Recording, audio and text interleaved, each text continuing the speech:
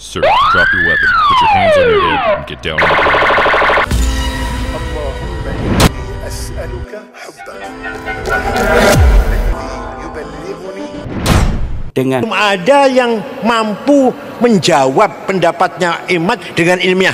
Alwi ini jangankan haplogrup J yang orang Arab, mereka haplogrupnya adalah G.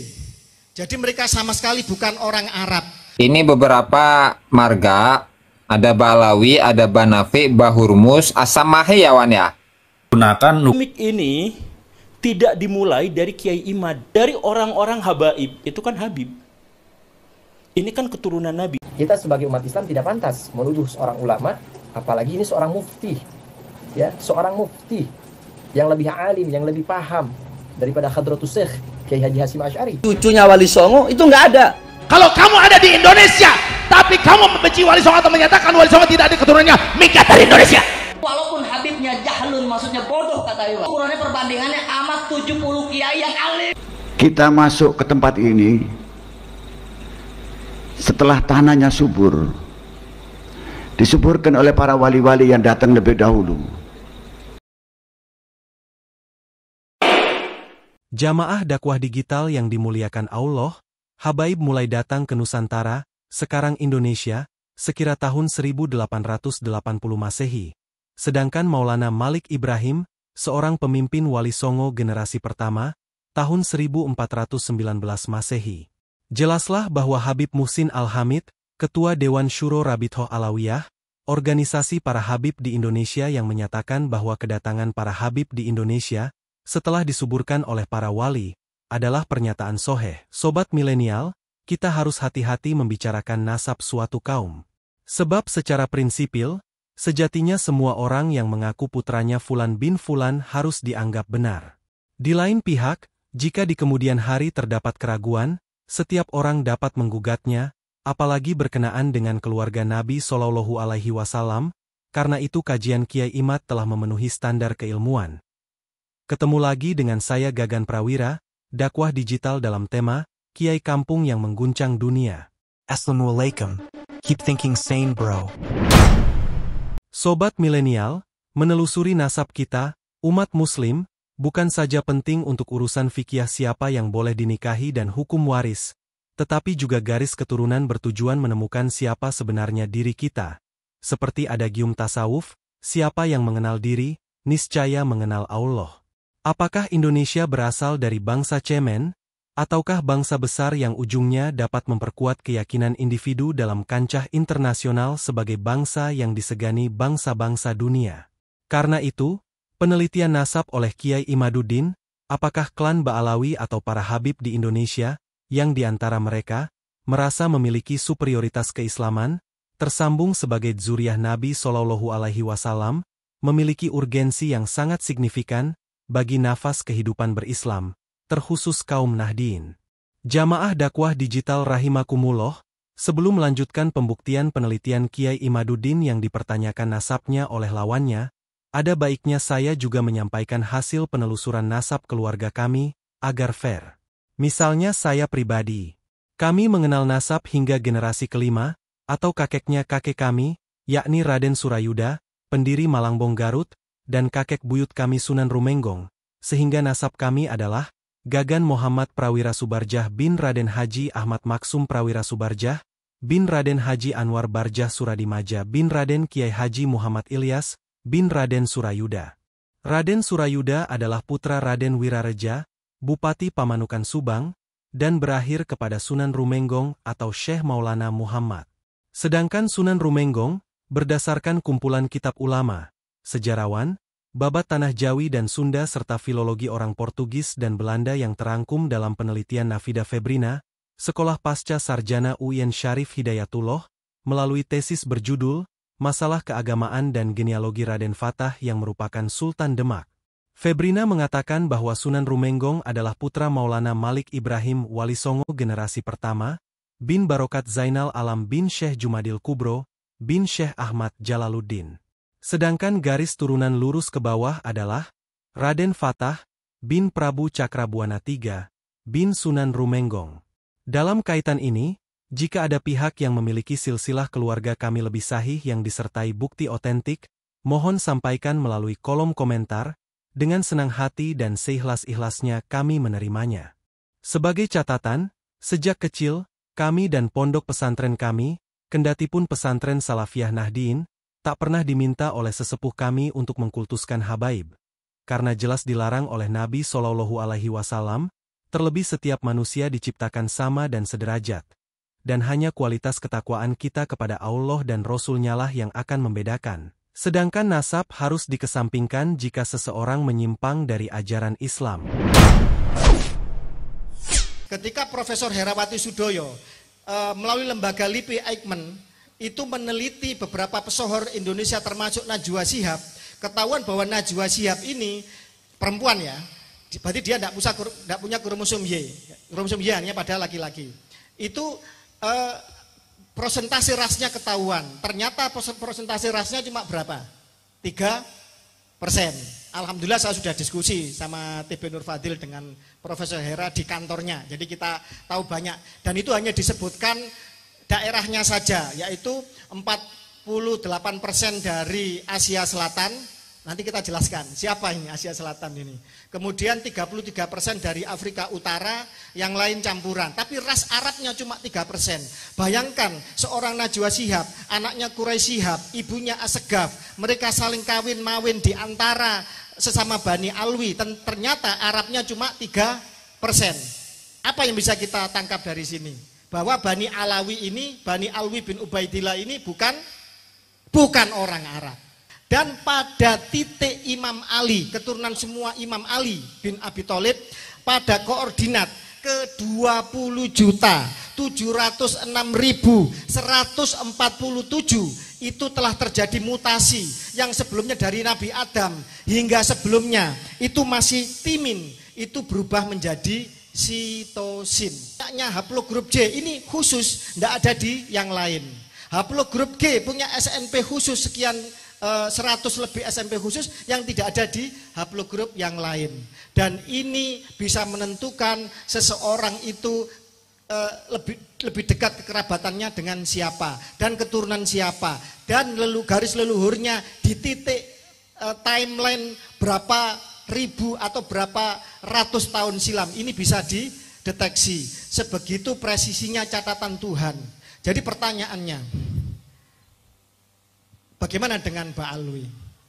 Mbak Alwi ini jangankan haplogrup J yang orang Arab, mereka haplogrupnya adalah G. Jadi mereka sama sekali bukan orang Arab. Benar. Di Indonesia yang mengaku orang-orang yang Gus Aziz memiliki kapasitas dan referensi yang kuat di tim Kiai Imad. Tempo hari kami sudah mendiskusikan antara Kiai Imad versus Gus Rumel. Nah, kita akan membahas ini ya, sedikit saja, nanti mengkritisi. Debat yang kemarin kita tampilkan, diskusi yang kemarin itu banyak sekali di roasting oleh berbagai channel dan berbagai orang, baik yang pro dan yang kontra. Bagi yang pro Kiai Imad tentu skornya adalah 9-0 gitu ya. Ada, saya melihat di situ.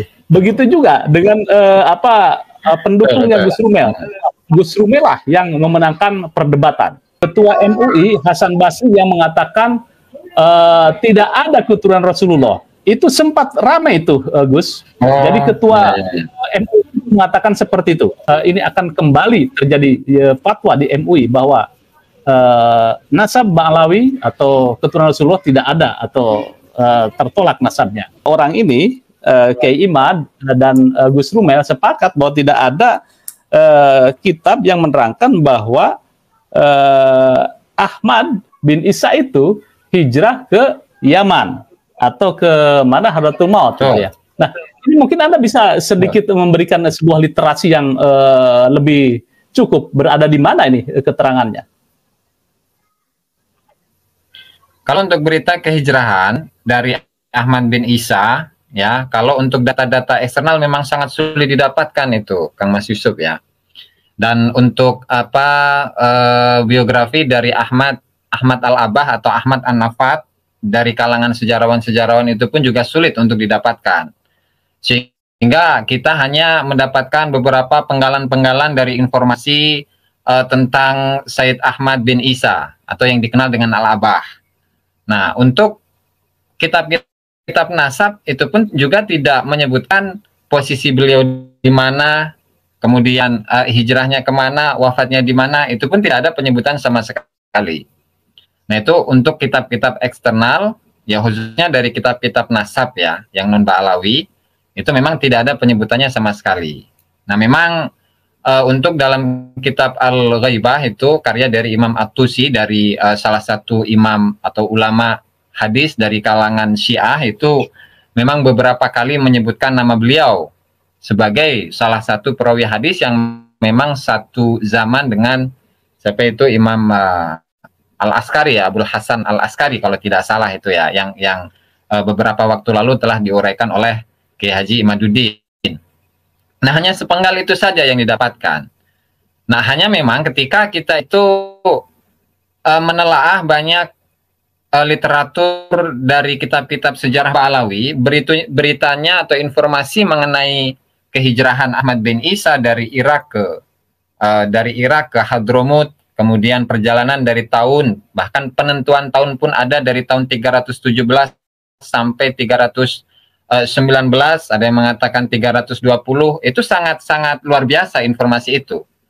Nah, hanya saja memang ketika kita itu menelaah kitab atau literatur sejarah-sejarah di Hadramut, khususnya yang ditulis oleh kalangan Ba'alawi, itu apa ya, kalau meminjam bahasanya Habib Abdurrahman bin Ubaidillah As-Segaf, salah satu sejarawan Hadramut, jadi terlalu membesar-besarkan informasi gitu. Artinya setiap tokoh-tokoh yang ada khususnya di leluhur Ali bin Abu Bakar As-Sakran itu disebut sebagai tokoh-tokoh yang luar biasa, disebut sebagai imam, disebut sebagai penyebar ilmu yang diikuti oleh banyak orang dan lain sebagainya.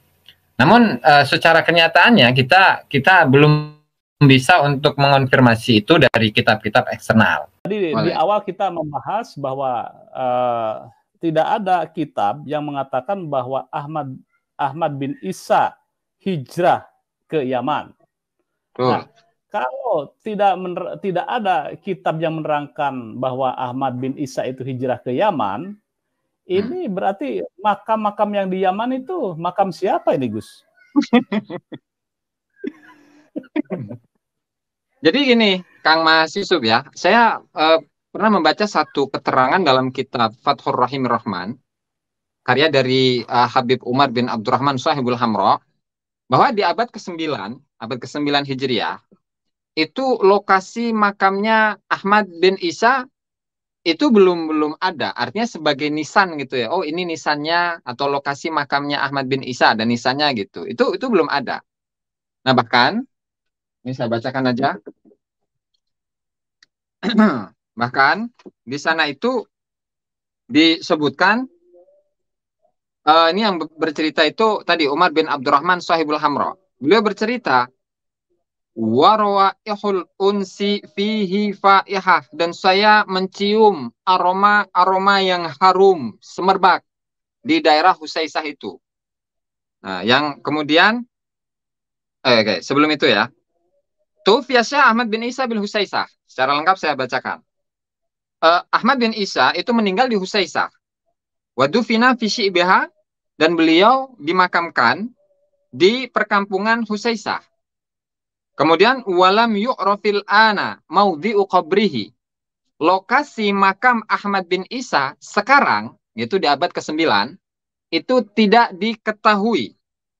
Bahkan Inna Syekh Abdullah bin Abi Bakar Al-Idrus kana yazuruhu fi Syi'bil Madhkur. Abdullah bin Abu Bakar Al-Idrus itu dulu menziarahi tempat tersebut. Yang diziarahi adalah tempat ya, bukan lokasi makamnya secara detail gitu, enggak. Waqala, dan Abdullah Al-Idrus itu pun juga mengatakan Inna Syekh Abdurrahman kana yazuruhu. Syekh Abdurrahman itu menziarahi lokasi, menziarahi perkampungan tersebut, yang katanya di perkampungan itu ada makamnya Ahmad bin Isa. Nah, kemudian setelah itu, ya, warwaihul unsi fihi faihah. Di mana di lokasi atau di kampung Husaisah itu saya mencium bau atau aroma yang harum semerbak di situ. Yus'iru yang menunjukkan anna fihi ruhan zakiyatan, bahwa di dalamnya itu terdapat ruh yang suci. Artinya rohnya Ahmad bin Isa. Nah, setelah itu barulah ada makamnya. Nah, artinya semenjak tahun 345 Hijriah sampai ke abad ke-9 Hijriah, lokasi makamnya Ahmad bin Isa yang ada di Husaisah saat itu memang tidak ada. Tidak ada. Belum ada ya? Tidak ada. Belum ada. Belum ada. Iya, tidak ada. Belum ada. Lalu setelah abad ke-9 Hijriah, barulah di situ dibuatkanlah makam karena mungkin melalui kasyaf ya, dengan redaksi yang tadi. Nah, barulah di situ setelah adanya kasyaf ditunjukkanlah bahwa itulah lokasi makam dari Ahmad bin Isa. Kita sebagai umat Islam tidak pantas menuduh seorang ulama, apalagi ini seorang mufti, ya, seorang mufti yang lebih alim, yang lebih paham daripada Hadratus Syekh Kiai Haji Hasyim Asy'ari. Ya, yang model kayak begini nih, yang bocil begini nih, ngakunya Habib. Sebetulnya ini orang-orang bocil kayak begini itu yang merusak marwah para habaib. Ya, berawal dari orang-orang seperti ini. Masa iya Romo Yai Hasyim Asy'ari dibanding-bandingkan sama datuknya? Loh, ini kan kucluk gitu loh. Ini orang jelema kucluk gitu. Kayak si bocil Mahdi ini emang kucluk. Kayak begini kok katanya mengadu domba. Loh, yang mengadu domba itu ya kelompok-kelompoknya si bocil-bocil yang aku cucu Nabi seperti ini. Belajar sama satu Habib, sama ukurannya belajar dengan 70 kiai. Satu Habib, walaupun Habibnya jahlun, maksudnya bodoh kata Iwan, itu ukurannya perbandingannya amat 70 kiai yang alim. Rasul Muhammad SAW ditempatkan oleh Allah di tempat yang strategis sehingga dakwah Nabi Muhammad bisa tersebar di seluruh muka bumi. Dan Indonesia ini adalah salah satu daripada dakwah Nabi Muhammad SAW yang mengalir melalui para dzurriyyatir Rasul, melalui keturunan para sahabat-sahabatnya Nabi Muhammad, yang mengalir melalui para ulama-ulama, dan semuanya sampailah kita di tempat ini bukan sembarangan, tetapi adalah berdasarkan pemahaman datangnya Islam di negara ini adalah ijtihad, petunjuk dari orang-orang saleh yang mereka memohon petunjuk dari Allah. Kita masuk ke tempat ini setelah tanahnya subur, disuburkan oleh para wali-wali yang datang lebih dahulu. Dan di zaman yang sulit ini, yang paling penting kita jaga adalah banyaknya diam. Banyaknya diam untuk tidak sekedar menjawab segala macam yang sampai kepada kita.